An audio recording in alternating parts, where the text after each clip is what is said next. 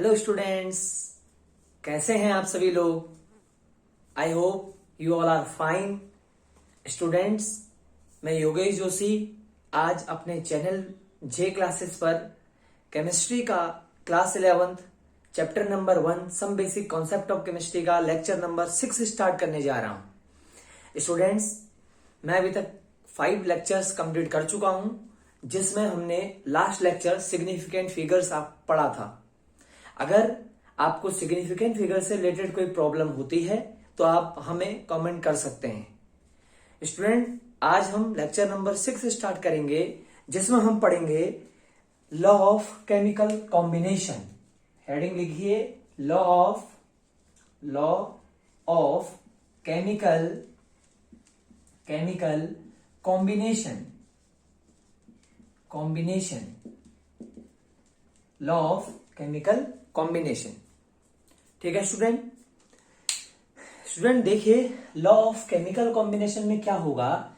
Law of chemical combination किस में related है। कोई भी केमिकल रिएक्शन होती है, वो केमिकल रिएक्शन किस तरीके से प्रोसीड हो रही है, उसमें जो एटम्स पार्टिसिपेट कर रहे हैं उन एटम्स के पार्टिसिपेशन का रेशियो क्या है, उनके कितने एटम्स पार्टिसिपेट कर रहे हैं, किस फॉर्म में वो पार्टिसिपेट कर रहे हैं, उन सबको एक्सप्लेन करने के लिए केमिकल कॉम्बिनेशन के लॉज आए।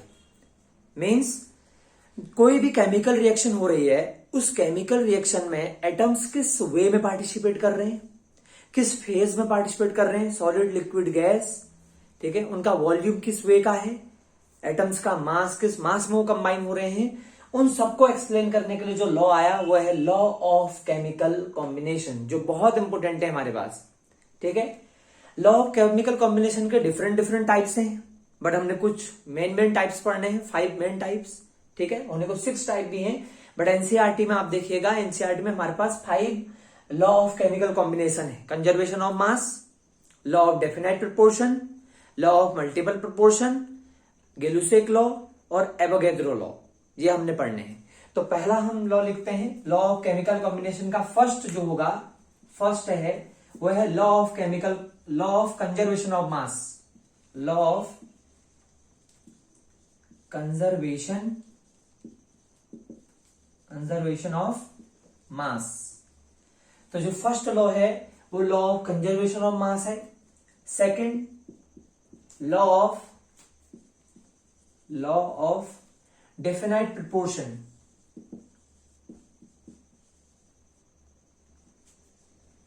डेफिनाइट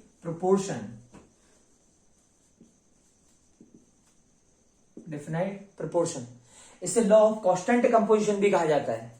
ठीक है, आगे डिस्कस करेंगे। Third, law of multiple proportion.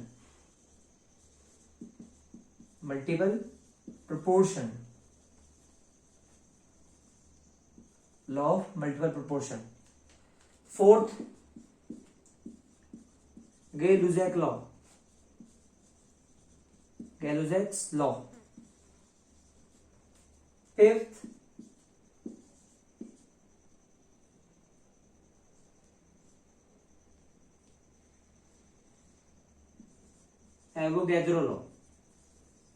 Avogadro's law. तो देखिए बेटा, हमारे पास लॉ ऑफ केमिकल कॉम्बिनेशन है। ठीक है, लॉ ऑफ केमिकल कॉम्बिनेशन। ठीक है, तो लॉ ऑफ केमिकल कॉम्बिनेशन के अंदर डिफरेंट टाइप्स हैं। ठीक है, एक है law of conservation of mass, law of definite proportion, third है law of multiple proportion, fourth है गे-लुजैक लॉ एंड फिफ्थ है एवोगैड्रोस लॉ। ठीक है, आप इनको नोट कीजिए, फिर हम इसको और आगे डिटेल में स्टडी करेंगे। ठीक है,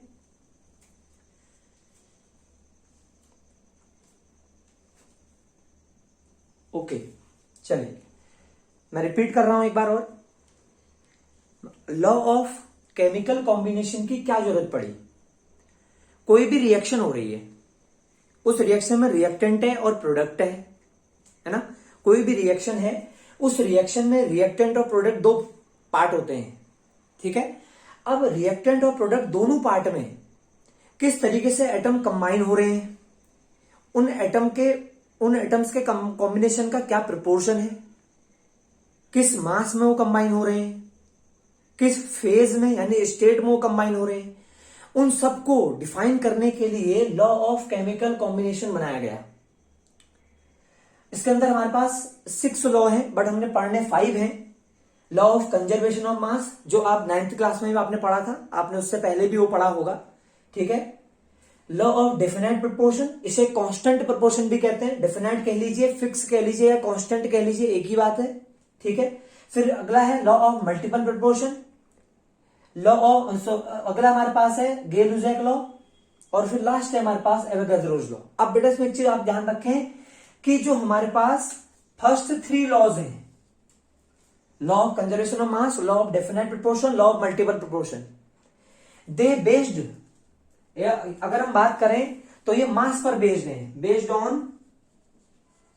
ऑन मास, है ना। मतलब generally law of conservation of mass, definite proportion और मल्टीपल प्रोपोर्शन, ये तीनों मास की बात करेंगे, एटम के मास की बात करेंगे कि मास फिक्स होगा, एक पर्टिकुलर वे में कंबाइन होगा, एक मल्टीपल वे में कंबाइन होगा।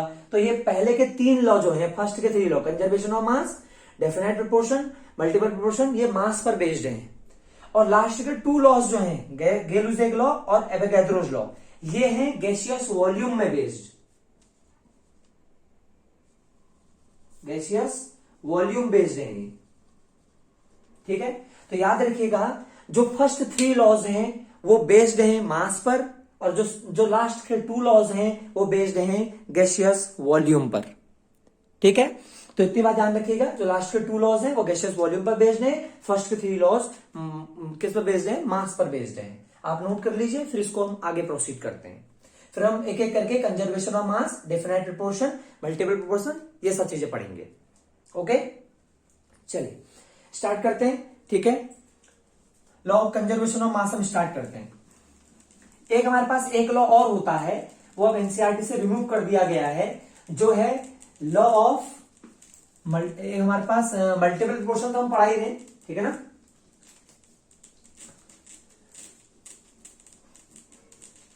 चलिए आगे स्टार्ट करते हैं, ठीक है।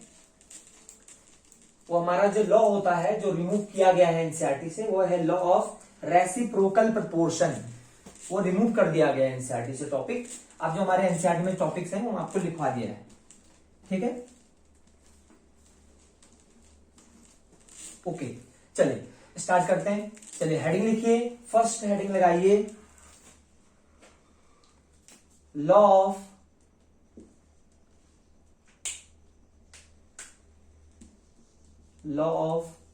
कंजर्वेशन ऑफ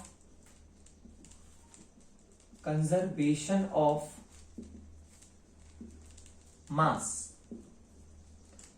फर्स्ट हेडिंग जो है, यानी फर्स्ट लॉ जो है, वो लॉ है हमारा कंजर्वेशन ऑफ मास।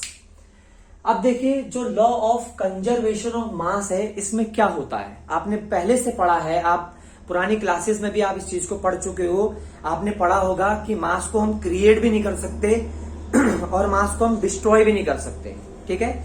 आपने पढ़ा होगा जो law of conservation of mass है, ये क्या है, mass can not be created nor be destroyed, converted into one form to another form, ये आपने पढ़ा है, बहुत बेसिक डेफिनेशन है ना।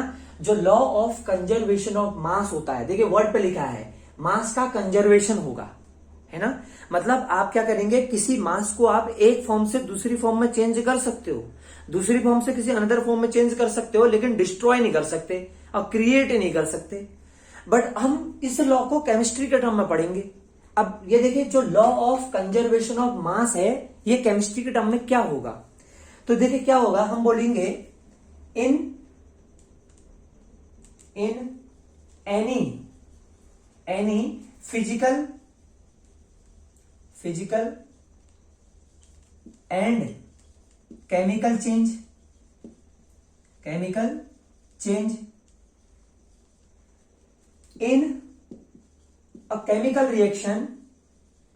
in a chemical reaction, the total mass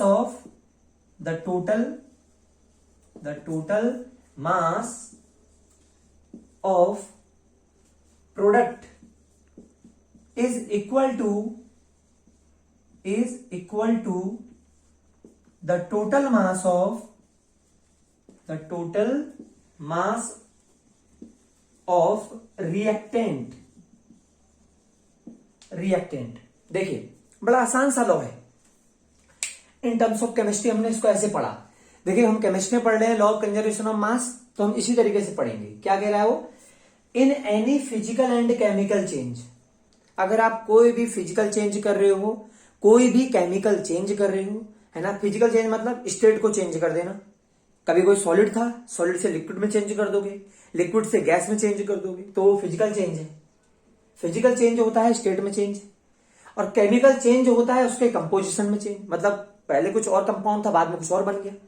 तो कह रहा है अगर आप कहीं पर भी, अगर आप कभी भी फिजिकल और केमिकल चेंज करेंगे, तो किसी भी केमिकल रिएक्शन में जो टोटल मास होगा प्रोडक्ट का, वो इक्वल होगा किसके, टोटल मास ऑफ रिएक्टेंट के। मतलब किसी भी कोई भी केमिकल रिएक्शन आप करा रहे हैं, तो उस केमिकल रिएक्शन में जितना मास प्रोडक्ट का होगा, उतना ही मास रिएक्टेंट का भी होगा।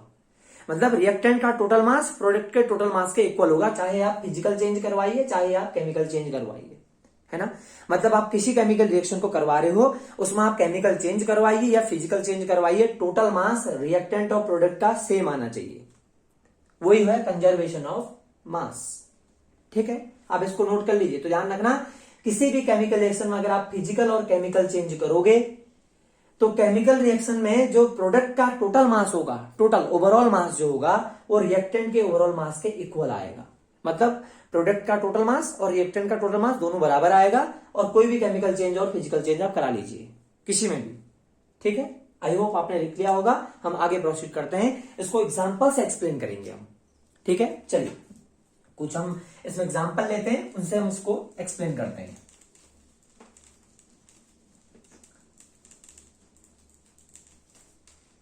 ठीक है, चलिए अब हम इसके एग्जांपल से इसको पढ़ेंगे कि किस तरीके से हो रहा है ना, किस तरीके से हम इसको समझ सकते हैं कि कैसे हम डिफाइन कर पाएंगे कि हाँ इसमें कंजर्वेशन ऑफ मास फॉलो हो रहा है और इसमें कंजर्वेशन ऑफ मास फॉलो नहीं हो रहा है। चलिए मैं एक फिजिकल चेंज वाला एग्जांपल लेता हूं। फॉर एग्जांपल लिया मैंने 1। ठीक है, मैं एक एग्जांपल ले रहा हूं जिसमें H2O solid is known as ice. H2O solid को क्या बोलते हैं, आइस। अगर मैंने आइस को हीट किया तो ये H2O लिक्विड में चेंज हो जाएगा, और इसको बोलते हैं water. That is a physical change, है ना। अगर आइस हमारे पास है, H2O सॉलिड क्या है, H2O सॉलिड आइस है। H2O सॉलिड जो है वो आइस है। अगर आइस को हीट कर दिया जाए तो वाटर में H2O लिक्विड में चेंज हो जाएगा।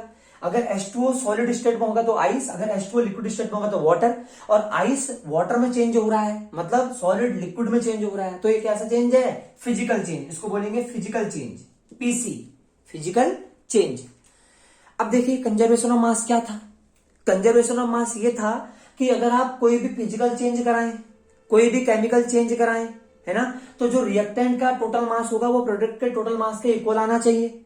Ice change into water, H2O solid change into H2O liquid on heating, that is a physical change. ठीक है, according to conservation of mass in physical change और chemical change, the total mass of product is equal to the total mass of reactant. दोनों का mass same आना चाहिए। ठीक है ना, चलिए करके देख लेते हैं। आपको पता है कि हाइड्रोजन यहां पर 2 है और हाइड्रोजन का मास कितना होता है 1, है ना, और ऑक्सीजन का मास कितना होता है 16, तो टोटल मास कितना आएगा 18, है ना। और यहां भी कैलकुलेट करके देख लीजिए, 2 इंटू 1 प्लस ऑक्सीजन का मास 16, तो टोटल मास कितना है 18। अब देखिए ये कैसा चेंज हो रहा है, फिजिकल चेंज।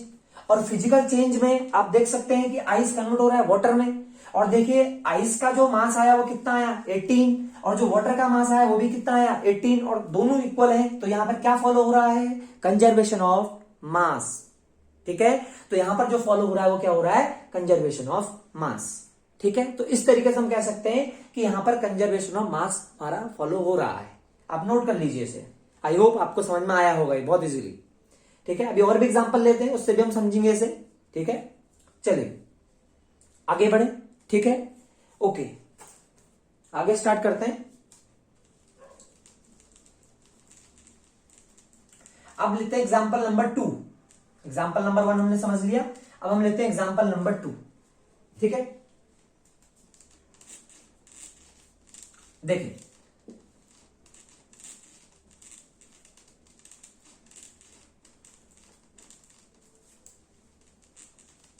देखिए अब देखिए हमने एग्जांपल नंबर 2 अभी तक हमने पढ़ा अभी हमने जो एग्जांपल लिया था आइस से वाटर में कन्वर्ट होने वाला एग्जांपल वो था फिजिकल चेंज। अब हम केमिकल चेंज का एग्जांपल लेते हैं। देखिए जैसे मैंने लिया कार्बन सॉलिड है ना, ठीक है, इसको मैंने क्या कर दिया, एयर में बर्न कर दिया, ये एयर है ना।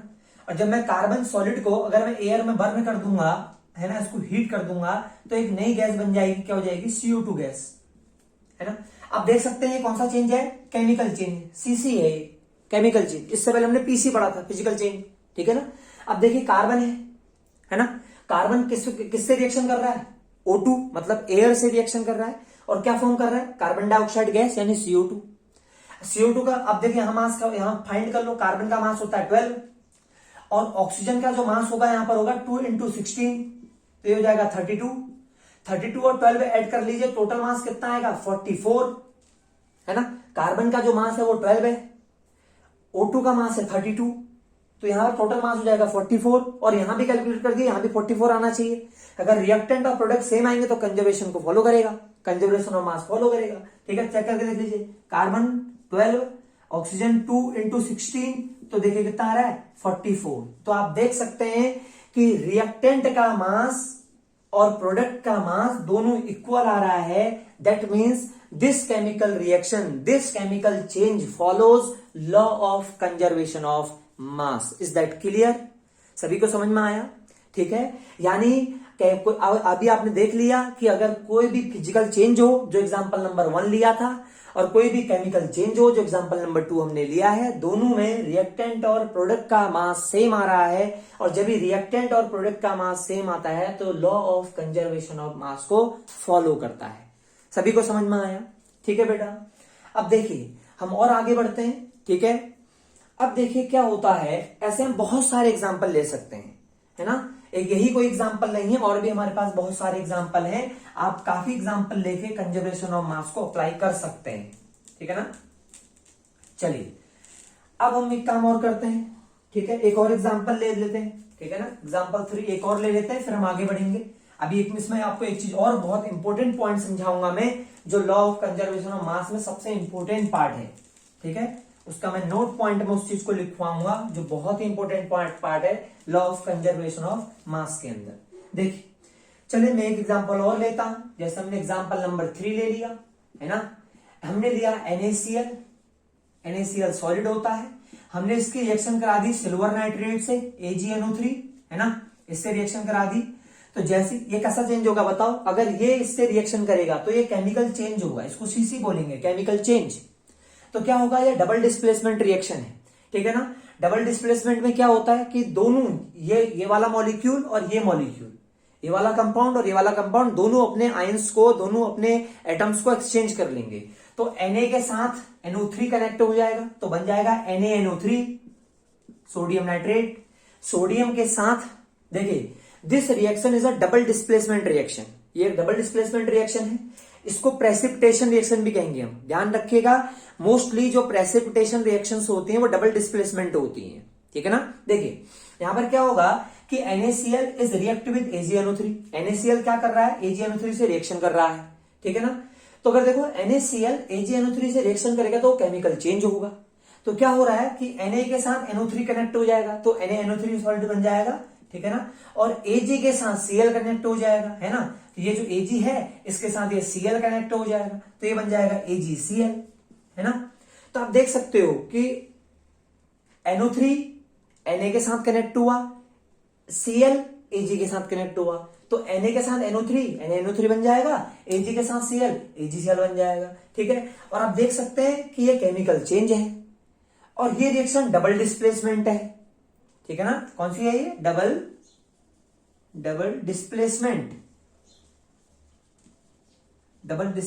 रिएक्शन है। और यार ये भी मैं आपको बता दूं कि जो रिएक्शन डबल डिस्प्लेसमेंट होती है उसमें पीपीटी रिएक्शन भी उसको हम कह सकते हैं, प्रेसिपिटेशन।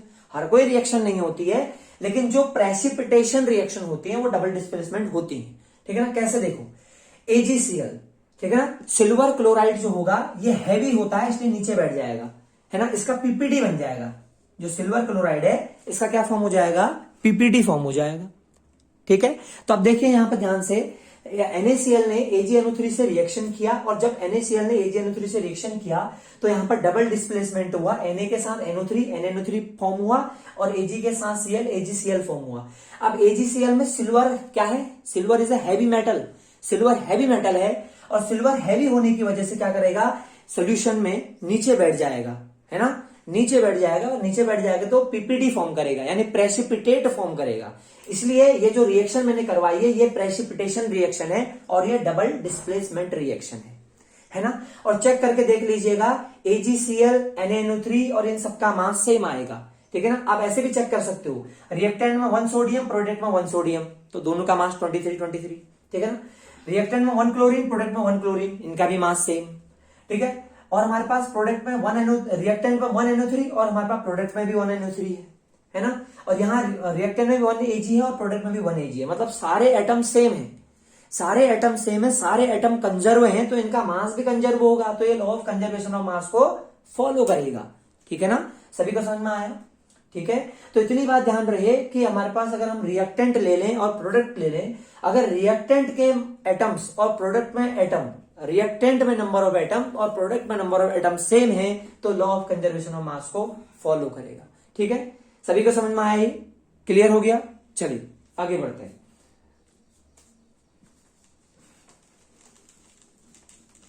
अब मैं आपको इंपॉर्टेंट पॉइंट लिखाता हूं कंजर्वेशन ऑफ मास से रिलेटेड। इसी लॉ में एक नोट पॉइंट लिखेंगे, फिर हम इसके बाद इसके नई चीज स्टार्ट करेंगे। ठीक है, लॉ ऑफ डेफिनेट प्रोपोर्शन में स्टार्ट करेंगे इसके बाद। चलिए फोकस करते हैं नोट पॉइंट में, जो बहुत इंपॉर्टेंट नोट है। देखिए, एक एनओटी नोट लिखते हैं हम, इंपॉर्टेंट पॉइंट है ये। ठीक है, देखिए क्या चीज है, एक चीज फोकस करिएगा आप। ठीक है ना, देखिए मैं अगर बात करूं, आपने वैसे मोस्ट ऑफ द रिएक्शन में देखा होगा, है ना, मोस्ट ऑफ द रिएक्शंस में क्या होता है बेटा, मोस्ट ऑफ द रिएक्शंस में क्या होता है कि जो रिएक्टेंट का मास होता है वो प्रोडक्ट के मास के इक्वल होता है, मतलब मास change into mass. Case first क्या है, केस फर्स्ट ये है, इन most of the reaction, in most of the reaction, most of the reaction the mass of reactant, है ना, जो मास होता है वो मास में चेंज होता है, मतलब रिएक्टेंट का मास जो होता है वो किसी प्रोडक्ट के मास में चेंज होता है। यानी केस नंबर 1 क्या है, ठीक है ना, मतलब बहुत सारे रिएक्शन के केसेस में, मतलब मोस्ट ऑफ द रिएक्शन में क्या होता है, अगर मैं बात करता हूं कंजर्वेशन ऑफ मास की, है ना, अगर मैं डिस्कशन करूंगा कंजर्वेशन ऑफ मास का, तो ध्यान रखना केस नंबर 1 ये है कि मोस्ट ऑफ द केसेस में, यानी मोस्ट ऑफ द रिएक्शन में मास चेंज इनटू मास, मतलब अगर मैं बात करता हूं कंजर्वेशन ऑफ मास की बात, तो कंजर्वेशन ऑफ मास की अगर मैं बात कर रहा हूं तो यही तो होगा ना कि रिएक्टेंट का जो मास होगा वो प्रोडक्ट के मास के इक्वल आएगा।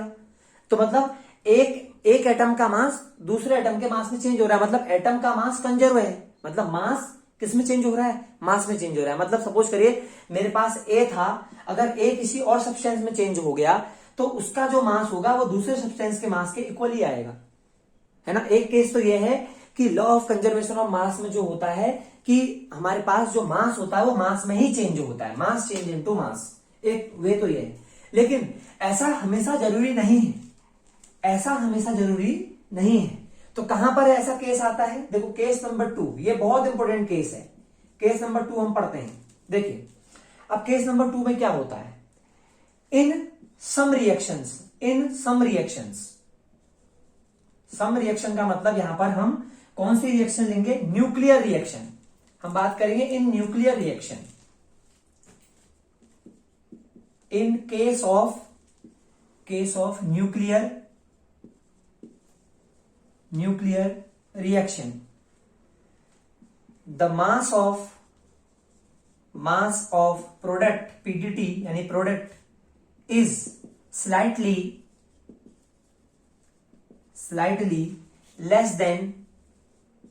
less than mass of reactant, mass of reactant.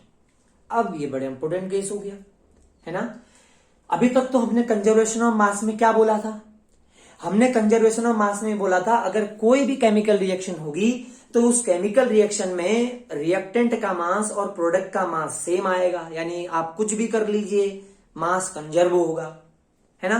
तो केस नंबर 1 में देख रहे हैं आप, in most of the reaction mass of reactant यानी एमआर मतलब mass of reactant is equal to mass of product. मतलब बहुत सारे रिएक्शंस में क्या होता है, बहुत सारी रिएक्शंस में ये होता है कि रिएक्टेंट का मास जो होता है वो प्रोडक्ट के मास के इक्वल आता है, या आप ये कह सकते हो कि मास चेंज इनटू मास। मतलब बहुत सारी रिएक्शन में मास में चेंज होता है और मास ऑफ रिएक्टेंट जो होता है वो मास ऑफ प्रोडक्ट के इक्वल आता है इन मोस्ट ऑफ द रिएक्शन। मतलब बहुत सारी, है ना, मतलब मैक्सिमम रिएक्शंस में क्या होता है, रिएक्टेंट का मास और प्रोडक्ट का मास इक्वल आता है और मास जो होता है वो मास में चेंज होता है। अब अगर मास रिएक्टेंट का मास प्रोडक्ट का इक्वल आएगा, यानी प्रोडक्ट का मास और रिएक्टेंट का मास इक्वल आएगा, इसका मतलब तो आप बोलेंगे कंजर्वेशन ऑफ मास को फॉलो कर रहा है। तो ये तो बिल्कुल करेक्ट हो गया। अब दिक्कत है केस सेकंड में, प्रॉब्लम इन केस सेकंड, है ना। क्या प्रॉब्लम है, कह रहा है इन केस ऑफ न्यूक्लियर रिएक्शन, जो न्यूक्लियर रिएक्शन होती है यूरेनियम की, पोलोनियम की, इन सब की जो रिएक्शंस होती हैं, तो न्यूक्लियर रिएक्शन के केस में प्रोडक्ट का जो मास होता है ना वो स्लाइटली मतलब हल्का सा कम आता है रिएक्टेंट के मास की कंपैरिजन में। अब ये क्या बात हुई, अगर आप ये सोच रहे होंगे कि यहां पर तो law of conservation of mass fail हो गया, नहीं ऐसा नहीं है, ठीक है ना। यानी ऊपर 100% law of conservation of mass follow हो रहा है, क्योंकि वहां mass of reactant equal to mass of product आ रहा है। अभी हमने 3 एग्जांपल ऊपर पढ़ भी चुके हैं, है ना। वाटर का जो आइस था वो वाटर में चेंज हुआ था, है ना, और दूसरा CO2 फॉर्म हुआ था, तीसरा डबल डिस्प्लेसमेंट रिएक्शन, है ना। उन तीनों रिएक्शन में कंजर्वेशन ऑफ मास बहुत स्ट्रिक्टली फॉलो हो रहा है, क्योंकि वहां पर mass of reactant equal to mass of product आ रहा है। लेकिन सपोज करिए अगर मैंने कोई न्यूक्लियर रिएक्शन ले ली, है ना, यूरेनियम या पोलोनियम की रिएक्शन ले ली, तो जो न्यूक्लियर रिएक्शन के केस में होता है वहां पर प्रोडक्ट का मास हल्का सा कम आता है रिएक्टेंट के मास की कंपैरिजन में। अब इसका मतलब कुछ न कुछ मास का लॉस हुआ है ना। अब इसका मतलब तो यहां पर कंजर्वेशन ऑफ मास फॉलो हो नहीं रहा है, यहां तो कंजर्वेशन ऑफ मास फॉलो हो रहा है, यहां तो नहीं हो रहा है, ठीक है। तो देखिए इस टाइप के केसेस में क्या होता है, मैं इसको आगे स्टडी कराता हूं। देखिए आप इसको लिख लीजिएगा, ये बहुत इंपॉर्टेंट पॉइंट है, ठीक है ना। हम इसको आगे डिस्कस करते हैं, ठीक है ना, इसको हम आगे डिस्कस करेंगे। चलिए ओके, आपने लिख लिया होगा, हम इसको आगे डिस्कस करने वाले। तो होता क्या है इस टाइप के केसेस में, देखिए इस टाइप के केसेस में क्या होता है वो हमको सीखना पड़ेगा, ठीक है ना। ये चीज सीखनी है बेटा, ये बाकी चीजें आप बुक्स में पढ़ लेते हैं बहुत इजीली कि कंजर्व होता है मास, ये होता है। देखिए आपको वही चीज पढ़नी है जो चीज आपने नहीं सीखी है अभी तक, ठीक है। ओके चलिए स्टार्ट करते हैं। देखिए जहां पर रिएक्टेंट का मास प्रोडक्ट के मास के इक्वल आया तो वहां strictly conservation of mass follow होगा, और न्यूक्लियर रिएक्शन के केस में प्रोडक्ट का मास स्लाइटली लेस होता है कंपैरिजन टू रिएक्टेंट, यानी न्यूक्लियर रिएक्शन के केस में प्रोडक्ट का जो मास होता है वो रिएक्टेंट के मास से हल्का सा कम आता है। तो इस केस में क्या होता है, मैंने एक तो बोला था कि मास चेंज इनटू मास, और एक ऐसा होता है मास चेंज इनटू एनर्जी। ये सेकंड केस है, पहला केस अभी लिखवाया था मैंने, अच्छा दोनों केस लिखवा चुका हूं। फर्स्ट केस में मास चेंज इनटू मास हो रहा है और सेकंड केस में मास चेंज इनटू एनर्जी। देखो दो चीजें होती हैं, आप इस बात को ध्यान रख लो। मास या तो मास में ही चेंज होगा, या ऐसा भी हो सकता है कि मास एनर्जी में चेंज हो जाए, ये बात ध्यान रखना, है ना। तो मैक्सिमम केमिकल रिएक्शंस में क्या होता है, मास में चेंज होता है, लेकिन न्यूक्लियर रिएक्शंस जो होती हैं जिनमें प्रोडक्ट का मास, है ना, जिनमें प्रोडक्ट का मास, है ना, mass of PDT slightly less than mass of reactant आ रहा था, अभी मैंने बताई ये बात, है ना। केस सेकंड हम पढ़ रहे हैं, ध्यान सुनिएगा। जो न्यूक्लियर रिएक्शंस होती हैं उन न्यूक्लियर रिएक्शंस में जो प्रोडक्ट का मास होता है वो रिएक्टेंट के मास से हल्का सा कम आता है ना।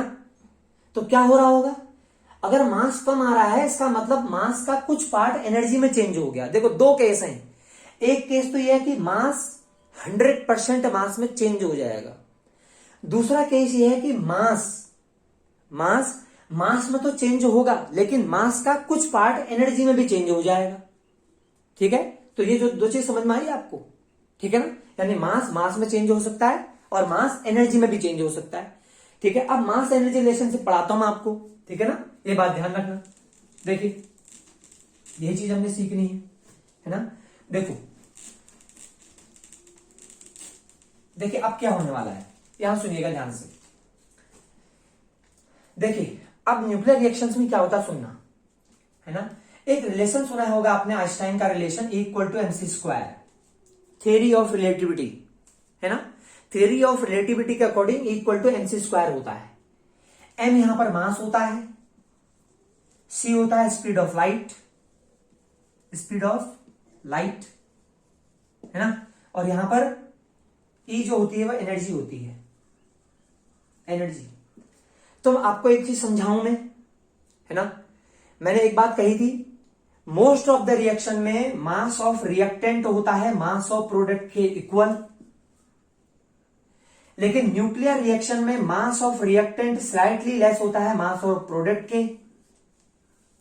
न्यूक्लियर रिएक्शन में रिएक्टेंट का मास प्रोडक्ट के मास से थोड़ी सी कम आता है। अब अगर मास of product is slightly less than mass of reactant, ध्यान सुनिएगा, यानी मोस्ट ऑफ द रिएक्शंस में क्या होता है, मोस्ट ऑफ द रिएक्शंस में मास ऑफ रिएक्टेंट इक्वल आता है मास ऑफ प्रोडक्ट के, लेकिन न्यूक्लियर रिएक्शन में मास ऑफ प्रोडक्ट स्लाइटली लेस आता है मास ऑफ रिएक्टेंट के। तो न्यूक्लियर रिएक्शंस में क्या हुआ, ऐसा क्यों आया कि mass of product slightly less आया comparison to mass of reactant? वो ऐसा इसलिए आया क्योंकि वहां पर in case of nuclear reaction mass का some part of mass change into energy equal to MC square. यानी न्यूक्लियर रिएक्शन के केस में प्रोडक्ट का मास रिएक्टेंट के मास से हल्का सा कम इसलिए आया क्योंकि वहां पर मास का कुछ पार्ट एनर्जी में चेंज हो गया। तो अब यहां से एक बात हमको क्लियर हुई, दो चीज हो सकती है, या तो मास मास में चेंज हो सकता है या मास एनर्जी में चेंज हो सकता है ना। क्लियर हो गया सभी को, समझ में आया? ठीक है कि न्यूक्लियर रिएक्शन के केस में प्रोडक्ट का मास रिएक्टेंट के मास से कम क्यों आ रहा है? वो रीजन है कि मास जो हमारे पास जो रेडियोएक्टिव रिएक्शंस होती हैं, जो न्यूक्लियर रिएक्शंस होती हैं, उनमें मास का कुछ पार्ट एनर्जी में चेंज हो गया। सभी को समझ में आ गया? ठीक है, चलिए हम आगे बढ़ते हैं। मेरा काम यही था कि आपको कुछ नई चीज बताना। ठीक है, आप में से बहुत सारे लोग को ये सब चीजें आती भी होंगी, बट ये नई चीज है, आप इसको सीखिए, यही चीज आपने सीखनी है। ठीक है ना? ओके, अब यहां पर एक पॉइंट और मैं आपको बताता हूं। देखो, कंजर्वेशन ऑफ मास इतना छोटा सा नहीं है जितना छोटा आप समझ रहे हैं कंजर्वेशन ऑफ मास को। आपने कुछ आज नई चीज भी पढ़ ली इस समय कंजर्वेशन ऑफ मास में। अब देखिए क्या होगा, इतनी बात ध्यान रहे कि अगर मास के इक्वल आता है तो सही है, ये कंजर्वेशन ऑफ मास को फॉलो कर रहा है ना। और अगर मास ऑफ प्रोडक्ट लेस आता है मास ऑफ रिएक्टेंट के, तो इसका मतलब वहां पर मास का जो कुछ पार्ट है वो किस में चेंज हो रहा है? एनर्जी में। चलिए ठीक है, लेकिन इतनी बात ध्यान रहे, एनर्जी और मास का सम ऑलवेज कांस्टेंट रहेगा। ऑलवेज क्या रहेगा? कांस्टेंट। मतलब ये कंजर्वेशन ऑफ मास को फॉलो कर रहा है। अगर हम कह देते हैं रिएक्टेंट का मास और प्रोडक्ट का मास बराबर आएगा तो मास कांस्टेंट हुआ ना। रिएक्टेंट का मास और प्रोडक्ट का मास दोनों का मास सेम आ रहा है, इसका मतलब मास कांस्टेंट है। ठीक है, लेकिन न्यूक्लियर रिएक्शन के केस में प्रोडक्ट का मास रिएक्टेंट से कम आता है, तो इसका मतलब वहां पर जो कुछ मास है वो एनर्जी में चेंज हो रहा है। तो यहां पर मास और एनर्जी का सम हमेशा कांस्टेंट आएगा, मतलब यहां भी कंजर्वेशन ऑफ मास को फॉलो करेगा। ठीक है, यहां भी किसको फॉलो करेगा? कंजर्वेशन ऑफ मास को फॉलो करेगा।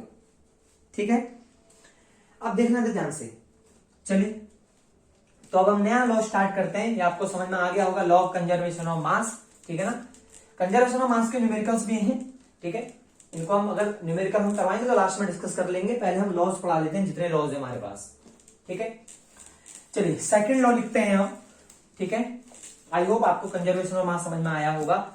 अब सेकंड लॉ जो है हमारा वो है लॉ ऑफ डेफिनाइट प्रोपोर्शन। ठीक है, सेकंड लॉ है जो हमारा लॉ ऑफ डेफिनाइट प्रोपोर्शन।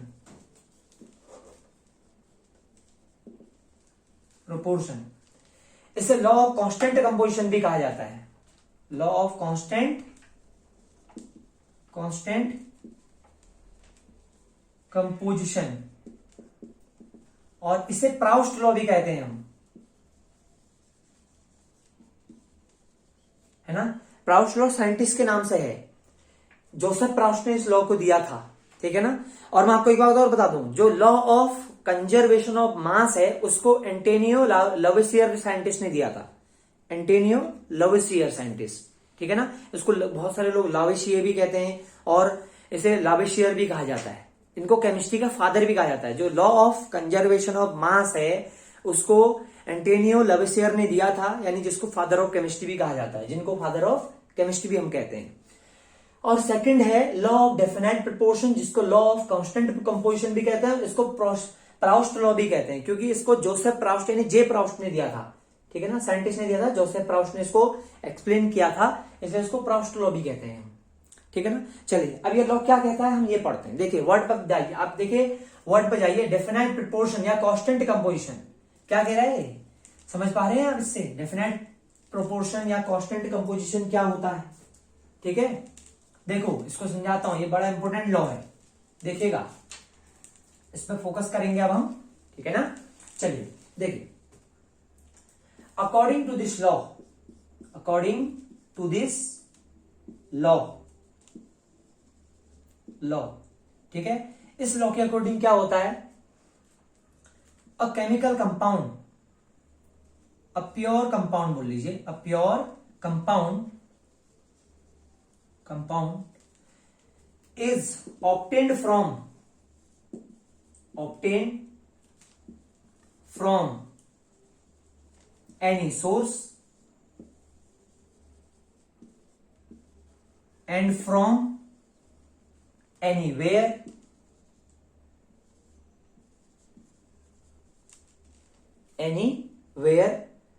अगर कोई भी केमिकल कंपाउंड कहीं से भी, किसी भी सोर्स से और कहीं से भी आपको मिलता है ना, तो आप बोलेंगे according to this law a pure chemical compound is obtain from any source and from anywhere.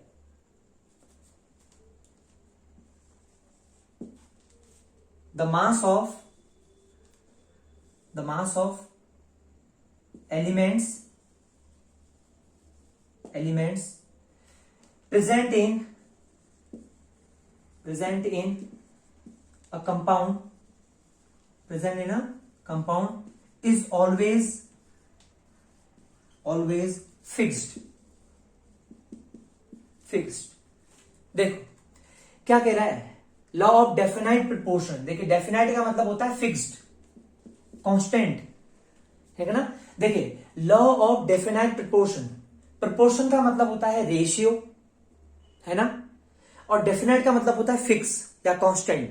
क्या कह रहा है, कह रहा है अगर कोई भी प्योर कंपाउंड है हमारे पास, अगर वो प्योर कंपाउंड किसी भी सोर्स से मिले आपको, कोई भी सोर्स हो, चाहे किसी भी सोर्स से आपको मिले और किसी भी जगह से मिले, कहीं से भी आपको मिले, है ना, अगर कोई प्योर केमिकल कंपाउंड किसी भी सोर्स से और कहीं से भी आपको मिले, तो उनमें जो एलिमेंट्स प्रेजेंट होंगे उनका जो मास होगा ना, मतलब जो कंपाउंड है उस कंपाउंड में जो एलिमेंट्स होंगे उन एलिमेंट का जो मास होगा वो हमेशा फिक्स रहेगा, मतलब वो मास अनचेंज रहेगा।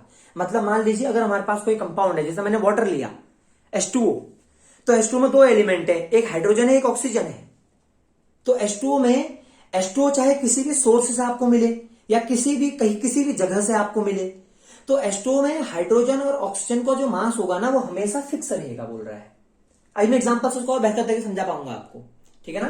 तो आप इसको इस तरीके से लिखिएगा, according to this law a pure chemical compound is obtain from any source. अगर कोई भी प्योर केमिकल कंपाउंड किसी भी सोर्स से आपको मिलता है, एंड फ्रॉम एवरीवेयर, अगर वो कहीं से भी मिलता है या किसी भी सोर्स से मिलता है, तो उसमें जो एलिमेंट प्रेजेंट होंगे, उन एलिमेंट जो प्रेजेंट एलिमेंट है उनका मास, उस कंपाउंड में जो प्रेजेंट एलिमेंट है उनका मास हमेशा क्या रहेगा, फिक्स रहेगा, बोल रहा है।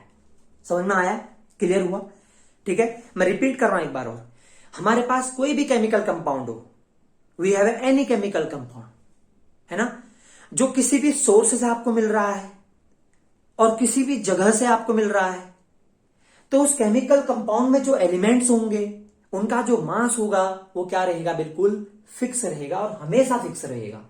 ठीक है, अगर वो कंपोजिशन फिक्स नहीं हुआ, अगर इनका मास चेंज हो गया, तो ये ध्यान रखिएगा कंपाउंड का नेचर और कंपाउंड का बिहेवियर, कंपाउंड भी चेंज हो जाएगा। ठीक है, चलिए अब हम इसमें एक बेस्ट एग्जांपल लेते हैं, वाटर का एग्जांपल लेते हैं। ठीक है, आई होप आप लोगों ने लिख लिया हो, इसे आप लिख लीजिएगा, फिर हम इसको आगे प्रोसीड करेंगे। ठीक है, चलिए हम इसको आगे प्रोसीड करते हैं। चलिए हम इसका एग्जांपल लेते हैं, फर्स्ट एग्जांपल लेते हैं वाटर। हम और भी बहुत सारे एग्जांपल लेंगे, बट हम पहला एग्जांपल लेते हैं वाटर। वाटर से हम इसको बेहतर समझ पाएंगे। ठीक है, चलिए देखिए, हम बात करते हैं H2O, कंपाउंड H2O की बात कर रहे हैं हम। H2O हमारे पास क्या है, कंपाउंड है ना। जो H2O हमारे पास है वो क्या है, कंपाउंड है। तो हम H2O से बात करते हैं, H2O की बात करते हैं। देखिए, ठीक है ना। अब देखिएगा, अगर आप ध्यान से देखें, ठीक है ना, अगर मैं H2O की बात करूं तो हम बोलेंगे in water there are two element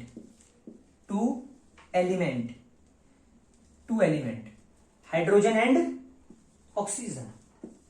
मतलब वाटर के केस में दो एलिमेंट है, हाइड्रोजन और ऑक्सीजन। तो मैं एक काम करता हूं, ठीक है ना, यहां पर एक काम किया जाएगा, यहां पर मैं एक काम करता हूं, वाटर जिस सोर्स से आता है उसको लिख देता हूं, सोर्स लिख देता हूं, यहां पर सोर्स लिख दूंगा इस साइड पे, ये सोर्स हो जाएगा हमारा। ठीक है ना, तो मान लीजिए वाटर वेल से आया, वेल वाटर हो, यानी बोरवेल जो होता है, जहां आप कह सकते हैं उसे। ठीक है, बोरवेल जो हमारा होता है, जिसको हम बोल सकते हैं ट्यूबवेल या कुआं जो होता है। ठीक है, तो ये वेल वाटर हो गया, या फिर रिवर वाटर हो गया, रिवर वाटर, या सी वाटर हो गया, सी वाटर हो गया, है ना, या फिर अंडरग्राउंड वाटर हो गया, जो भी वाटर है आपका, टैप वाटर हो गया, टैप वाटर, नल से आने वाला पानी। तो मेरी बात ध्यान सुनिएगा, इसको इससे बेहतर तरीके से हम समझा पाएंगे, ध्यान सुनिएगा। ठीक है ना, देखो कह रहे हैं, हम H2O की बात कर रहे हैं। H2O क्या है, कंपाउंड। जो लॉ ऑफ डेफिनाइट प्रोपोर्शन है वो कंपाउंड के बारे में बात करता है, और कंपाउंड में जो एलिमेंट प्रेजेंट है उनके बारे में डिस्कस करता है। देखिए, तो जो हमारा H2O है, H2O एक कंपाउंड है। अगर H2O प्योर कंपाउंड है, तो वाटर जो हमारे पास है उसमें दो एलिमेंट है, हाइड्रोजन और ऑक्सीजन। देख सकते हैं, हाइड्रोजन और क्या है, ऑक्सीजन है। मैं नंबर की बात नहीं कर रहा हूं, ओनली एलिमेंट बोल रहा हूं, एलिमेंट का टाइप बात कर रहा हूं मैं। ठीक है ना, देखिए सोर्स, आप सुनिएगा मेरी बात ध्यान से। मैंने एक बात कही थी स्टार्टिंग में, हमारे पास कोई भी कंपाउंड हो, जैसे मेरे पास वाटर है। अब जो वाटर है, ये वाटर दो टाइप के कंपाउंड से मिलकर, दो टाइप के एलिमेंट से मिलकर बना है, हाइड्रोजन और किससे मिलकर बना है, ऑक्सीजन, है ना। जो वाटर है ये टू टाइप के कंपाउंड से मिलकर बना है, हाइड्रोजन और किससे मिलकर बना है, ऑक्सीजन। ठीक है ना, तो क्या चीज है सुनिएगा। ठीक है, कंपाउंड हमारे पास वाटर है, उसमें दो एलिमेंट है, हाइड्रोजन है और ऑक्सीजन है। मैंने एक बात कही, लॉ ऑफ डेफिनाइट प्रोपोर्शन क्या कह रहा था। लॉ ऑफ डेफिनाइट प्रोपोर्शन ने यह कहा था, अगर हम किसी भी कंपाउंड को किसी भी सोर्स से लेके आए या किसी भी जगह से ले आए, जैसे अब मैं आपको वाटर समझाता हूं। देखो वाटर का सोर्स क्या क्या हो सकता है, सोर्स लिखा है मैंने। सोर्स यह है कि वाटर हो सकता है वेल वाटर, है ना, वेल वाटर, अंडरग्राउंड वाटर मान लीजिए हिसाब से, वेल वाटर को अंडरग्राउंड वाटर बोल लीजिए, रिवर वाटर नदी में आने वाला पानी बोल लीजिए, सी वाटर समुद्र का पानी बोल लीजिए, या टैप वाटर नल में आने वाला पानी बोल लीजिए। लेकिन अल्टीमेटली सब में है तो H2O ही ना, सब में क्या प्रेजेंट है, H2O। ठीक है, और सब में आप देख सकते हैं जितने भी हैं इनमें 2 हाइड्रोजन और 1 ऑक्सीजन है। यहां भी 2 हाइड्रोजन 1 ऑक्सीजन है, 2 हाइड्रोजन, हाइड्रोजन का नंबर 2 है, ratio 1 oxygen, 2 hydrogen ratio 1 oxygen, 2 hydrogen ratio 1 oxygen, 2 hydrogen ratio 1 oxygen. एक बात ध्यान रखिएगा आप, एक चीज ध्यान रखिएगा, यहां पर मैं भी आपको प्रूव कराऊंगा कि वाटर कंपाउंड कैसे है और लॉ ऑफ डेफिनाइट प्रोपोर्शन को कैसे फॉलो कर रहा है। लॉ ऑफ डेफिनाइट प्रोपोर्शन ने कहा था, अगर आप किसी भी कंपाउंड को किसी भी सोर्स से निकाल के लेके आए, तो वाटर के इतने सारे सोर्स हैं, तो वाटर इनमें से किसी भी सोर्स से निकल के आए या फिर वो किसी भी जगह से आए, एनीवेयर, है ना, या मान लीजिए ये वाटर अमेरिका से आया है, या इंडिया का हो, या ऑस्ट्रेलिया का हो, है ना, या जापान का हो, जहां का भी हो, तो वाटर में हमेशा इनका जो मास होना चाहिए वो फिक्स होना चाहिए। ये तो उसने कहा definite proportion, law of definite proportion ने क्या बोला, उसने बोला अगर कंपाउंड किसी भी कंट्री से आए, यानी किसी भी जगह से आए, या किसी भी सोर्स से आए, कोई भी सोर्स है उसका, कहीं से भी वो आए, तो उसमें जो एलिमेंट है उनका जो मास होगा वो हमेशा फिक्स होगा। अगर हमेशा फिक्स होगा तो वो लॉ ऑफ डेफिनेट प्रोपोर्शन को फॉलो करेगा। तो देखिए वाटर इतने सारे सोर्स से आ रहा है, और वाटर किसी भी कंट्री से आ सकता है, किसी भी जगह से आ सकता है, लेकिन वाटर में हाइड्रोजन और ऑक्सीजन का रेशियो बाय मास फिक्स होना चाहिए। देखिए कैसे, देखो हाइड्रोजन का मास कितना हो जाएगा यहाँ पर 2, क्योंकि हाइड्रोजन देखो 2 इंटू हाइड्रोजन का मास होता है 1, रेशियो ऑक्सीजन का मास कितना होता है 16, तो ऑलवेज कितना आएगा ये 1:8 आएगा। इसको सिंप्लीफाई कर लीजिए 1:8, यहां भी चेक कर लीजिए 2:16 आएगा। देखो हाइड्रोजन 2 रेशियो ऑक्सीजन का मास कितना होता है 16, सिंप्लीफाई कर लीजिए 1:8 आएगा। इसको डिवाइड कर लो 2 से 1:8, यहां भी क्या होगा 2:16, कितना आ रहा है 1:8, यहां भी कितना आएगा 2:16, यानी कितना आएगा 1:8। अब आप एक बात देखिए, वाटर वेल से आया, वाटर रिवर से आया, वाटर सी से आया, वाटर टैप से आया, लेकिन वाटर में जहां भी वाटर है वहां पर है तो H2O ना, और 2 हाइड्रोजन 1 ऑक्सीजन सब में है, और उनमें जो मास का रेशियो है वो सब में कितना आया, देखो सब में रेशियो कितना आया 1:8, 1:8, 1:8, 1:8। इसका मतलब वाटर एक क्या है, कंपाउंड है।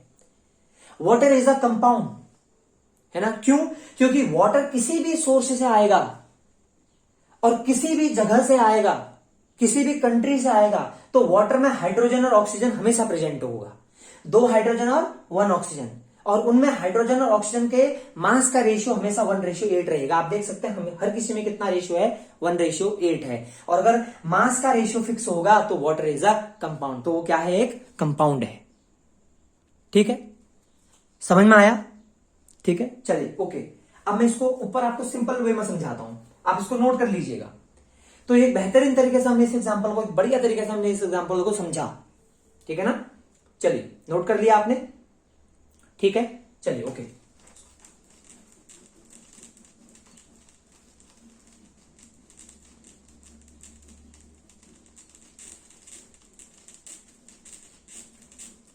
देखिए अब मैं उसे शॉर्टकट में यही लिख सकता हूं, देखिए देखिए तो क्या लिखें, जो वाटर होगा, वाटर में 2 एलिमेंट होंगे, 2 हाइड्रोजन होंगे और 1 ऑक्सीजन होगा, ठीक है ना, और इनका रेशियो कितना आएगा 2:8, सॉरी 2:16, 2 रेशियो, देखिए ये हो जाएगा 2:16, और सिंप्लीफाई करके कितना आएगा 1:8 बाई मास, ऑलवेज ऑलवेज। मतलब क्या क्लियर हुआ, water is a compound which consists 2 hydrogen and 1 oxygen. The mass of hydrogen is 2 because the number of hydrogen is 2 and mass of hydrogen is 1. 2 into 1 is equal to 2 and mass of oxygen is 16. On simplification we get 1:8 by mass, मतलब क्या है 2:16 क्या है, मास ही तो है, और उसको simplify करके क्या लिखा 1:8 बाई मास। मतलब वाटर में हाइड्रोजन और ऑक्सीजन का रेशियो हमेशा 1:8 आना चाहिए बाई मास। अगर ये 1:7 हो गया या 1:9 हो गया तो समझिएगा ये वाटर नहीं है, ये कोई और कंपाउंड है, ठीक है। या तो 2:16 आना चाहिए या 1:8 आना चाहिए। अगर रेशियो चेंज हुआ तो कंपाउंड भी चेंज हो जाएगा। और आप ये ध्यान रखिएगा कि 1:8 हमेशा फिक्स रहेगा, ऑलवेज फिक्स रहेगा, चाहे वाटर किसी भी कंट्री से, किसी भी प्लेनेट से या कहीं से भी आए और किसी भी सोर्स से आए, चाहे वो सी वाटर हो, चाहे रिवर वाटर हो, चाहे टैप वाटर हो, चाहे वेल वाटर हो, कहीं से भी आए, हमेशा वाटर में रेशियो 1:8 ही रहेगा। इज दैट क्लियर, समझ में आया। अब हम एक और एग्जांपल लेते हैं जिसमें आपको और समझ में आएगा, ठीक है। चलिए एक और एग्जांपल हम लेते हैं, ठीक है ना।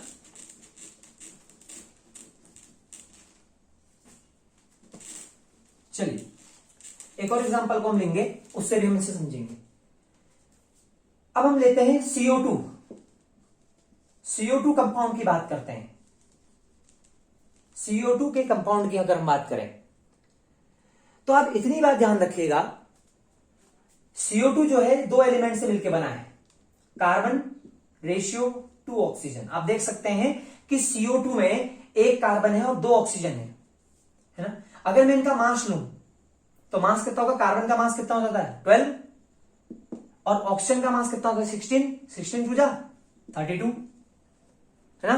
तो इसको अगर हम सॉल्व करें, ठीक है, तो अगर हम इसको सॉल्व करें तो ये 3:4 तो आएगा, सॉरी 3:8, बिल्कुल सही आ रहा है, 3:8 आएगा, ठीक है ना। 3:8 क्या आएगा बाई मास। अब एक बात देखिए, CO2 कंपाउंड है, इसमें एक कार्बन दो ऑक्सीजन है, कार्बन का मास 12 और 2 ऑक्सीजन का मास 32। सिंप्लीफाई कर लीजिएगा, सिंप्लीफाई कर लीजिए इसको, और सिंप्लीफाई क्या कर सकते हैं आप, इसको 4 से डिवाइड कर लीजिए, तो ये हो गया 3 और ये कितना हो गया 8 है ना। तो 3:8 बाई मास है ना। ये हमेशा क्या रहेगा, ये वैल्यू जो ये वैल्यू लिखी है मैंने यहां पर, ये वैल्यू क्या रहेगी, always fixed, always fixed for CO2 मतलब एक चीज ध्यान रखिए कि CO2 एक कंपाउंड है, इसमें एक कार्बन दो ऑक्सीजन है और उसमें रेशियो बाय मास जो आ रहा है, बाय मास जो रेशियो आएगा वो 3:8 आएगा और ये ऑलवेज फिक्स रहेगा CO2 के लिए। अब यहां पर भी वही केस लगेगा, CO2 को आप किसी भी एक्सपेरिमेंट से बनाइए, किसी भी सोर्स से लेके आइए, किसी भी जगह से लेके आइए, लेकिन CO2 में कार्बन और ऑक्सीजन का रेशियो बाय मास हमेशा कितना रहेगा 3:8। तो आप बोलेंगे ratio of carbon ratio oxygen by mass is equal to कितना रहेगा 3:8 रहेगा हमेशा, ये ऑलवेज फिक्स है। यानी ये ध्यान रखिएगा, कार्बन हमारे पास 1 है और ऑक्सीजन हमारे पास यहां पर 2 है, ये 20 नहीं है, ये 2 ऑक्सीजन है, यानी carbon ratio 2 oxygen by mass हमेशा कितना रहेगा 3:8। किसके लिए रहेगा, CO2 के लिए। तो सिंपल सी बात है, CO2 में एक कार्बन दो ऑक्सीजन है और इसमें हमेशा कार्बन और ऑक्सीजन का जो मास का रेशियो होगा वो हमेशा 3:8 रहेगा। अगर ये 2:7 हो गया या ये 3:10 या 9 हो गया तो ये ध्यान रखेगा ये CO2 नहीं है। तो मैं इतनी बात आपसे कह रहा हूं कि CO2 किसी भी सोर्स से आए, किसी भी एक्सपेरिमेंट से आए, तो उसमें कार्बन और ऑक्सीजन का रेशियो कितना रहेगा, हमेशा 3:8 रहेगा, जो लिखा है मैंने बोर्ड पे। चलिए अब हम देख लेते हैं एक एक्सपेरिमेंट लेके इसको हम 2 एक्सपेरिमेंट समझाएंगे, आप इसे नोट कर लीजिएगा, नोट कर लीजिए आप इसे, फिर हम आगे प्रोसीड करते हैं, ठीक है। नोट कर लिया, ठीक, चलिए ओके, अब हम आगे बढ़ते हैं।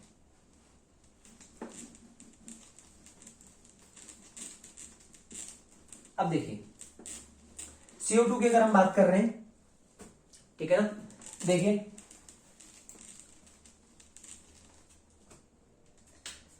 एक्सपेरिमेंट नंबर 1 है ना, एक एक्सपेरिमेंट 1 लेता हूं, एक एक्सपेरिमेंट 2 लेता हूं, 2 एक्सपेरिमेंट लेते हैं।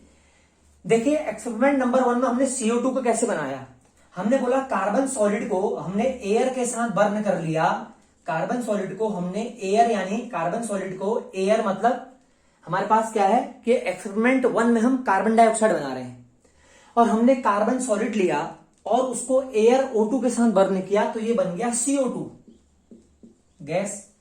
और एक हमने दूसरा एक्सपेरिमेंट लिया, कैल्शियम कार्बोनेट लिया CaCO3, ठीक है, और इस कैल्शियम कार्बोनेट को भी हीट कर दिया, तो यहां पर थर्मल डिकम्पोजिशन हो जाएगा, हीट करने पर ये ब्रेक हो जाएगा, ये ब्रेक हो जाएगा कैल्शियम ऑक्साइड प्लस CO2 में, है ना। तो अब एक चीज आपको दिखाई दे रहा होगा, ठीक है, एक्सपेरिमेंट नंबर 1 में हमने क्या किया कि कार्बन को एयर के साथ बर्न किया तो CO2 गैस बनी, और एक्सपेरिमेंट नंबर 2 में कैल्शियम कार्बोनेट को भी हमने हीट किया तो थर्मल डिकम्पोजिशन से CO2 बना। तो ऊपर वाले कंपाउंड और ऊपर वाले एक्सपेरिमेंट और नीचे वाले एक्सपेरिमेंट में CO2 कॉमन है। अब देखिए दोनों एक्सपेरिमेंट में CO2 आ रहा है, तो दोनों एक्सपेरिमेंट में CO2 का रेशियो बाय मास हमेशा फिक्स होना चाहिए, तो वो कंपाउंड होगा, और अगर वो फिक्स होगा तो वो लॉ ऑफ डेफिनेट प्रोपोर्शन को फॉलो करेगा। लॉ ऑफ डेफिनेट प्रोपोर्शन क्या था कि किसी भी एक्सपेरिमेंट से, किसी भी सोर्स से, किसी भी जगह से आप अगर किसी कंपाउंड को बना रहे हैं या अगर आपको कोई कंपाउंड मिल रहा है, जैसे यहां पर कंपाउंड CO2 है, तो उसमें जो एलिमेंट प्रेजेंट होंगे, यहां पर एलिमेंट कार्बन और ऑक्सीजन प्रेजेंट हैं, तो इनका मास हमेशा क्या रहेगा, फिक्स रहेगा। चेक कर लेते, देखो अभी चेक किया था, वैसे हमने एक बार और चेक करने। कार्बन का मास आएगा 12 और इसका मास आएगा 16 to the 32, तो सिंप्लीफाई करने पर कितना आएगा, ये 3:8। यहां भी कितना आएगा, देखो 3:8। मतलब CO2 को एक्सपेरिमेंट नंबर 1 से हमने बनाया, CO2 का एक्सपेरिमेंट नंबर 2 से हमने बनाया, तो मतलब ये कंपाउंड है। CO2 क्या है, कंपाउंड है। इसको किसी भी एक्सपेरिमेंट से, किसी भी सोर्स से, किसी भी जगह से अगर आपको CO2 मिलेगा, तो CO2 में 2 एलिमेंट होंगे, कार्बन और 2 ऑक्सीजन। कार्बन और 2 ऑक्सीजन, तो यानी कार्बन और 2 ऑक्सीजन होंगे, उनका जो मास होगा वो हमेशा क्या रहेगा, फिक्स रहेगा। ये मास है, ये फिक्स रहेगा। तो यानी हमने एक चीज यहां पर कंफर्मली पढ़ ली, लॉ ऑफ डेफिनेट प्रोपोर्शन में क्या था, मैं लास्ट टाइम रिपीट कर रहा हूं। लॉ ऑफ डेफिनेट प्रोपोर्शन में क्या होता है, अगर आप किसी भी कंपाउंड को किसी भी एक्सपेरिमेंट से बनाएं, किसी भी जगह से उसको लेके आए या किसी भी सोर्स से अगर आपको मिलेगा, तो उस कंपाउंड में जो एलिमेंट प्रेजेंट होंगे उनका जो मास का रेशियो होगा या उनका जो मास होगा वो हमेशा फिक्स रहेगा। CO2 में देख सकते हैं कि CO2 को 1 एक्सपेरिमेंट और CO2 को 2 एक्सपेरिमेंट दोनों से बनाया। CO2 में 1 कार्बन 2 ऑक्सीजन, 1 कार्बन 2 ऑक्सीजन था, और दोनों एक्सपेरिमेंट में CO2 का रेशियो, CO2 का मास जो आया वो 3:8 आया, 3:8 आया। इसका मतलब ये क्या है, फिक्स है। इसका मतलब कोई भी कंपाउंड आप ले लीजिए, चाहे आप होमवर्क से आप चेक करके देख सकते हैं, CH4 ले लीजिए, ये भी एक कंपाउंड है, अमोनिया NH3 भी एक कंपाउंड है, कैल्शियम कार्बोनेट, बहुत सारे ये सब कंपाउंड है हमारे, है ना। तो ये CH4 ले लीजिए, हमारे पास NH3 ले लीजिए, या C2H5OH ले लीजिए, ये भी हमारे पास कंपाउंड है, ठीक है ना। तो यानी आप किसी भी कंपाउंड को ले लीजिए, ये हमें इनमें क्या रहेगा, जो जितने भी आप कंपाउंड लेंगे उनमें सब में आपको लॉ ऑफ डेफिनेट प्रोपोर्शन देखने को मिलेगा, ठीक है। अब मैं लास्ट सेगमेंट की बात करता हूं, इस लॉ की लिमिटेशन क्या है, ठीक है। आपने नोट कर लिया होगा इस लॉ की लिमिटेशन। देखिए इस लॉ की लिमिटेशन क्या है, मैं उसकी बात करता हूं। देखिएगा लिमिटेशन, देखो इसकी, ठीक है ना। देखिए इस लॉ की लिमिटेशन है, ऐसा नहीं कि लिमिटेशन नहीं है, लिमिटेशन, ठीक है। लिमिटेशन 1 क्या है, देखिए इसकी, देखिए CO2 हमने 2 लिए, 2 CO2 लिए, है ना। एक में हमने लिया कार्बन 12 आइसोटोप, कार्बन के आइसोटोप होते हैं ना, तो कार्बन 12 आइसोटोप लिया। एक में हमने कार्बन 14 आइसोटोप लिया। अब एक बात ध्यान से देखिए आप, ये भी CO2 है और ये भी CO2 है, बट यहां पर कार्बन 12 देखो आइसोटोप क्या होते हैं, जिनका एटॉमिक नंबर सेम होता है बट मास डिफरेंट होता है, अभी सेकंड चैप्टर में डिस्कस करूंगा मैं। तो ये भी CO2 है और ये भी CO2 है ना। दोनों क्या है, ये भी CO2 है और ये भी क्या है, CO2 है। यहां पर मैंने कार्बन, जो ये कार्बन लिया है ये कार्बन 12 है, और मैंने यहां पर जो कार्बन लिया है ये कार्बन 14 है। तो यहां कार्बन 12 आइसोटोप है, यहां पर कार्बन 14 आइसोटोप है। मतलब यहां पर कार्बन का मास कितना होगा, मास ऑफ कार्बन 14, और यहां पर मास ऑफ कार्बन कितना होगा, 12, है ना। अब आप चेक करके देखिए मास अलग अलग आएगा, ये इसकी लिमिटेशन भी है। देखो ये कार्बन है और इस कार्बन को मैंने 12 माना है, तो इसका मास 12 हो जाएगा, प्लस, है ना, या रेशियो कर लीजिए, रेशियो कर लीजिए, है ना। रेशियो करके क्या आ जाएगा, ऑक्सीजन का मास 32, ये तो वही रहेगा, 16 इंटू 2 32 हो जाएगा। और इसमें देखिए, इसमें कार्बन का मास क्या लिया है, 14 रेशियो 2 इंटू ऑक्सीजन का मास क्या हो जाएगा, 32। अब देखिए ये भी CO2 है और ये भी CO2 है, ये भी CO2 है और ये भी क्या है, CO2, बट यहां पर कार्बन 12 लिया है और यहां पर कार्बन 14 आइसोटोप लिया है। ये भी कार्बन है, ये भी कार्बन है, लेकिन यहां कार्बन का मास 12 है, यहां कार्बन का मास 14 है, तो यहां 12 रेशियो 32 आ रहा है, यहां पर 14 रेशियो 32 आ रहा है। और लॉ ऑफ डेफिनेट प्रोपोर्शन के अकॉर्डिंग तो ये होता है कि CO2 को आप, कोई भी कंपाउंड है तो उस कंपाउंड को आप किसी भी सोर्स से लेके आओ या कहीं से भी लेके आओ, उसमें जो एलिमेंट होंगे, यहां पर एलिमेंट के कौन कौन है, ये रेशियो किसका है, ये रेशियो कार्बन रेशियो ऑक्सीजन है। ये रेशियो कौन है, ये रेशियो भी तो कार्बन रेशियो ऑक्सीजन ही है। तो लॉ ऑफ डेफिनेट प्रोपोर्शन के अकॉर्डिंग तो ये होता है कि कोई भी कंपाउंड है उसमें जो एलिमेंट होते हैं उनका रेशियो, उनके उनके जो मास होता है, उनका जो मास होता है उसका रेशियो फिक्स होता है। इस वाले CO2 में जो कार्बन ऑक्सीजन के मास का रेशियो आ रहा है वो 12:32 आ रहा है, और इस वाले CO2 में कार्बन ऑक्सीजन के जो मास का रेशियो आ रहा है वो 14:32 आ रहा है। तो इसका मतलब यहां पर law of definite proportion apply नहीं होगा इन केस ऑफ आइसोटोप। पहली लिमिटेशन है इन केस ऑफ आइसोटोप। आइसोटोप समझ में आया? बहुत इंपॉर्टेंट पॉइंट है लिमिटेशन, ठीक है ना। तो ये बात ध्यान रहे कि लॉ ऑफ डेफिनेट प्रोपोर्शन की लिमिटेशन ये है कि law of definite proportion isotope के केस में फेल हो जाता है। ये भी CO2 है, ये भी CO2 है, यहां पर कार्बन को मैंने 12 ले लिया, यानी कार्बन का 12 वाला आइसोटोप लिया है जिसका मास 12 होगा, और यहां पर जो कार्बन लिया है उसका जो आइसोटोप लिया है वो C14 लिया है। यहां पर कार्बन C12, यहां पर कार्बन C14, यहां पर कार्बन का मास 14 लिया जाएगा, यहां पर कार्बन का मास 12 लिया जाएगा। तो अगर मैं कार्बन रेशियो ऑक्सीजन करता हूं तो कार्बन रेशियो ऑक्सीजन जो होगा, यहां पर कार्बन का मास 12 आएगा और ऑक्सीजन का मास 32, यहां पर कार्बन का मास 14 आएगा, ऑक्सीजन का मास 32, लेकिन दोनों का मास आना चाहिए था 12:32 और यहां भी आना चाहिए था 12:32, तभी तो ये लॉ ऑफ डेफिनेट प्रोपोर्शन को फॉलो करता। लेकिन यहां पर 12:32 आ रहा है और यहां पर 14:32 आ रहा है। इसका मतलब जो लॉ ऑफ डेफिनेट प्रोपोर्शन है वो आइसोटोप के केस में अप्लाई नहीं होता है। ये समझ में आया सभी को? आप इसको नोट कर लीजिए, ठीक है। एक लिमिटेशन और हम ले सकते हैं, एक लिमिटेशन और मैं आपको समझा देता हूं जल्दी से, ठीक है। आपने नोट कर लिया होगा, समझ में आपको आ गया होगा ये, ठीक है। चलिए आप वीडियो को पॉज करके नोट कर लें, ठीक है। चलिए लिमिटेशन नंबर 2 देखिए आप इसकी सेकंड लिमिटेशन क्या है वो देखिए, ठीक है ना। इसकी सेकंड लिमिटेशन क्या होगी, देखिए लिमिटेशन नंबर 2। अब देखिए लिमिटेशन नंबर 2 क्या है। जैसे मान लीजिए मेरे पास एक कंपाउंड है C3H6O, C3H6O है ना, कोई ऑर्गेनिक कंपाउंड है। अब C3H6O से ये बन सकता है, एक तो ये बन सकता है CH3CH2OH, और एक ये बन सकता है CH3OCH3, सॉरी CH2CH3। हम इसको एक काम करते हैं, सॉरी C3 नहीं C2 लेते हैं इसे, C2H6O। देखिए C कार्बन 2 होंगे, हाइड्रोजन 6 होंगे, ऑक्सीजन 1 होगा। देखो carbon 2 hydrogen 6 oxygen 1, carbon 2 hydrogen 6 oxygen 1, है ना। अब उसने एक बात कही थी, एक तो CO2 वाली लिमिटेशन हम समझ गए, एक उसने कहा था कि लॉ ऑफ डेफिनेट प्रोपोर्शन क्या होगा। देखो आप इन दोनों में अगर बात करो, इनमें अगर बात करो, ध्यान से देखो, इसमें कार्बन हाइड्रोजन ऑक्सीजन, और इसमें देखो कार्बन हाइड्रोजन ऑक्सीजन। इसमें कार्बन देखो, है ना, देखो कार्बन कितने हैं, अगर आप ध्यान से देखो तो कार्बन है 2, हाइड्रोजन कितने हैं 6, और ऑक्सीजन कितना है 1। तो मास निकाल लो, कार्बन का मास यहां पर कितना हो जाएगा 24, है ना। रेशियो निकाल लो आप, मास का रेशियो, बाई मास कर लीजिए इसे, बाई मास, और यहां पर भी कर लो 2 carbon 6 hydrogen by mass. Ratio निकालो जरा, क्या आएगा रेशियो, देखो कार्बन का कितना हो जाएगा मास 24, और यहां कितना आएगा 6, और यहां कितना आएगा 16। यहां चेक करो 24 6 16। अब आप देखो, देखो क्या था, यहां पर रेशियो बाय मास तो सेम आ रहा है।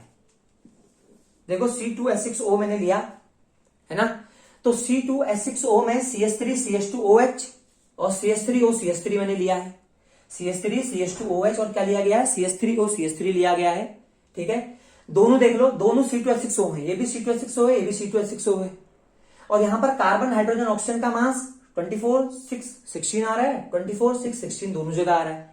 तो दोनों जगह रेशियो बाय मास तो सेम आ रहा है, लेकिन कंपाउंड तो अलग आ रहा है ना। तो जो लॉ ऑफ डेफिनेट प्रोपोर्शन था वो सेम कंपाउंड में लगता है, जैसे H2O चाहिए, H2O कहीं से भी आए लगेगा H2O के लिए, CO2 कहीं से भी आए लगेगा CO2 के लिए। मतलब जो लॉ ऑफ डेफिनेट प्रोपोर्शन था वो सेम कंपाउंड के लगता है। अब देखो ये कंपाउंड अल्कोहल है और ये कंपाउंड ईथर है, दोनों कंपाउंड डिफरेंट है, ये कंपाउंड डिफरेंट है और ये कंपाउंड डिफरेंट है। दोनों कंपाउंड डिफरेंट होने के बाद भी उनमें कार्बन हाइड्रोजन और ऑक्सीजन का रेशियो क्या आ रहा है, सेम आ रहा है। तो ये भी उसकी लिमिटेशन है। होना क्या चाहिए था, होना ये चाहिए था कि कंपाउंड सेम होना चाहिए था और उसका मास फिक्स आना चाहिए था, और यहां कंपाउंड डिफरेंट है और मास सेम आ रहा है, तो ये भी एक लिमिटेशन है। ठीक है, चलिए ओके, ठीक है। ये वीडियो आप इसको समझ लीजिएगा। अगर आपको ये समझ में नहीं आया तो आप हमें कमेंट सेक्शन में आप लिख सकते हैं, हम इसको नेक्स्ट वीडियो में समझा देंगे अगर आपको समझ में नहीं आया हो। ठीक है, तो वीडियो थोड़ी लंबा हो गया, ठीक है। तो इतनी बात ध्यान रहे कि आप इन चीजों को बहुत आप डीपली पढ़ें। लिमिटेशन बहुत इंपॉर्टेंट थी यहाँ पर, है ना। तो काफी इंपॉर्टेंट चीजें आज हमने डिस्कस करी जो बहुत इंपॉर्टेंट है, जो आप लोग को नहीं बताऊंगी वो भी आपको आज बताई गई है।